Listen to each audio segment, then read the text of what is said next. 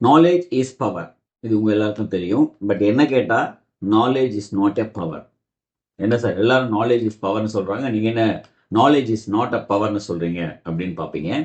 ஆக்சுவலாக பார்த்தீங்கன்னா knowledge is not a power, execution of knowledge is power. இல்லையா?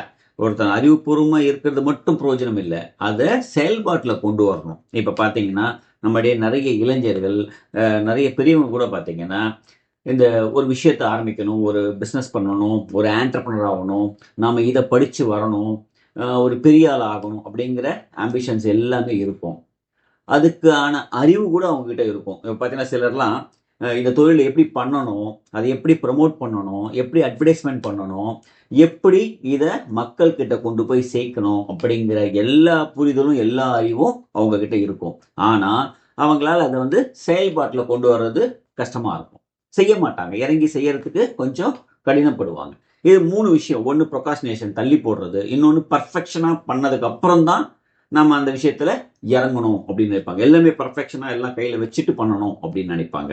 3வது பாத்தீங்கன்னா பயம் இருக்கும். ஸோ அந்த விஷயத்துல எல்லா புரிதலும் அறிவு இருக்கும், ஆனா இறங்கி செய்யறதுக்கு அவங்களுக்கு பயம் இருக்கும்.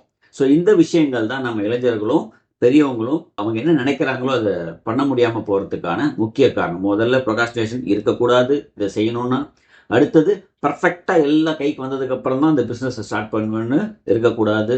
இப்போ லெப்போலியன் ஹில்ஸ் அழகா சொல்வாரு, வின்னர்ஸ் என்ன பண்ணுவாங்கன்னா டிசைட் பண்ணுவாங்க, செயல்பட ஆரம்பிச்சிருவாங்க. டிசைட் அண்ட் இம்ப்ளிமெண்ட் அப்படிம்பார்.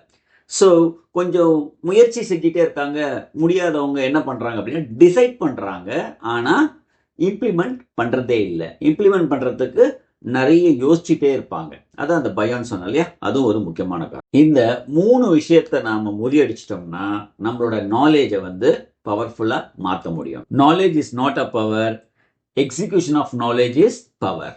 ஸோ எல்லாருமே உடனே செயல்படுத்த ஆரம்பிப்போம். வாழ்த்துக்கள்.